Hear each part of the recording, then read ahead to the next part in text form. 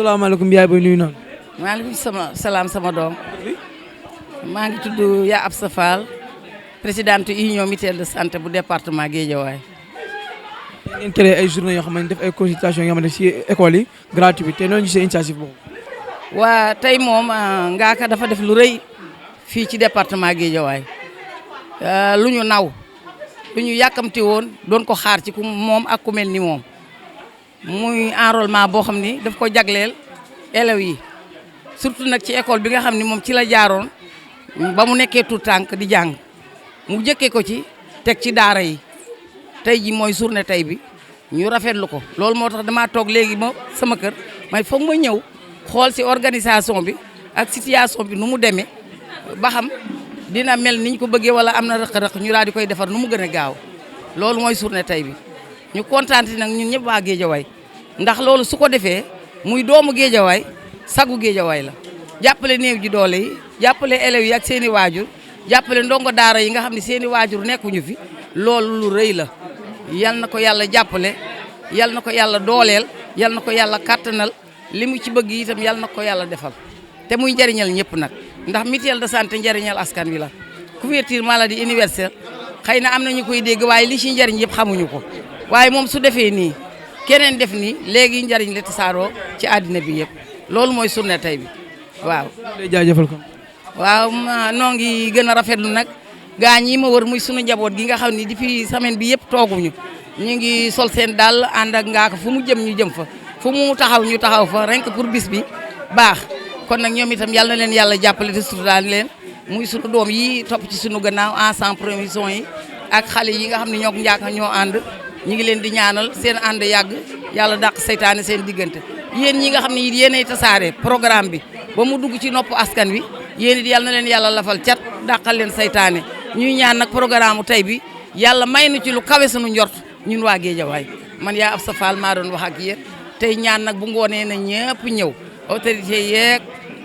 borom doole yeeg borom poos yeeg ñëpp nañu ñëw fekke programme bi. Bon, je m'appelle Abdou Majib Fall, coordinateur des agents de promotion du département de Guédiawaye. En fait, actuellement, on est dans une campagne d'1 million de femmes et d'enfants dans les mutuelles de santé communautaires. Parce qu'on a fait un constat que 80% de la population sénégalaise n'ont pas une couverture maladie. Donc seulement 20% de la population avait une couverture, n'est-ce pas, maladie. Et cause pour laquelle on a instauré, on a amené ce qu'on appelle la couverture maladie universelle. Mais actuellement, ce qui a amené la campagne est d'amener les Sénégalais qui ont une couverture, n'est-ce pas, qui ont une couverture de maladie, de faire une contribution, n'est-ce pas, aux autres personnes qui sont un peu vulnérables, qui ne sont pas dans les mutuelles, pour que tous les Sénégalais aient une couverture maladie. Cause pour laquelle on a instauré cette campagne d'1 million d'enfants et de femmes dans les mutuelles de santé. La semaine passée, Youssou Ndour a enrôlé l'ensemble des élèves du caserne Samba Diéry Diallo, parce que c'est là-bas qu'il a fait ses premiers pas dans les écoles. Actuellement, on est dans le département de Guédiawaye. Ngaaka Blindé a voulu aussi enrôler les élèves de Pikine 16. Ici, on est dans l'école Pikine 16. Donc cette journée, c'est pour inciter aux autres personnes qui ont un peu de moyens de pouvoir enrôler aussi certaines franges de la population sénégalaise qui n'ont pas les moyens pour accéder dans les mutuelles de santé ni pour se faire soigner.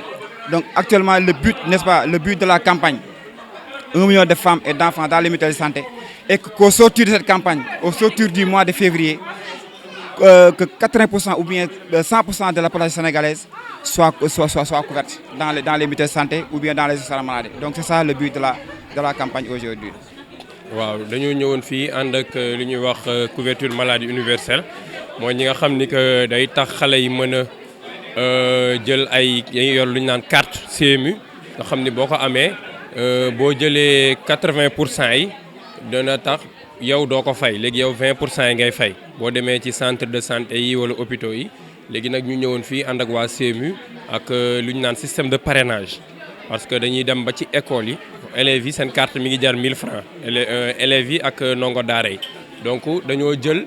que dañuy dem ci école yi di parrainer élèves yi ñu jël artiste bu dëkk ci gox bi comme fii nii école 16 bu ñu fi ñëwee tey Ngaaka Blindé moo ñëw ak daara bi nekk ci ginnaaw pour mu parrainer leen donc moom moo leen di wutal carte yooyu noonu mooy tax xale yi bu ñu demee ci hôpital yi wala ci centre de santé yi ñu mën a fay 20% yi li des état bi moo koy jël en charge loolu moo ñu fa andi en même temps bu ñu ñëwaale aussi ñu defaale consultation gratuite xoolaale sunu rakk yeeg yi nekk ci école bi xool ñi si am ne am nañu yenn feebar yeeg feebar yu grave yi comme yenn feebar yu ndaw yi si dem nekk soj ak yooyu noonu ñu may leen ay garab.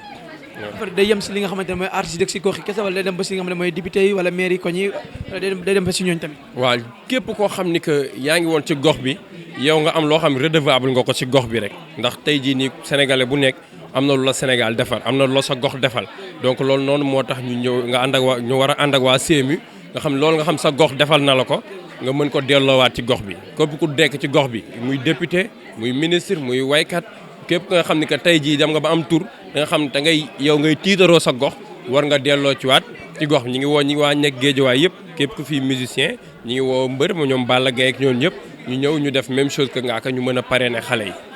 bii mooy ñaata édition ngeen koy organiser di ko def. waaw bon édition yi dafa bëri ça dépend ci école yi ñuy jëm ak yooyu noonu dem na ba ci li mel ni artistes yi mi mel ni Youssou Ndour moom am na parrainé na am na ñu mu parrainé am na ñu parrainé na aussi artistes yi mooy seen mutuelle bi donc fépp fu ñu dem rek dañuy xool ñi fa dëkk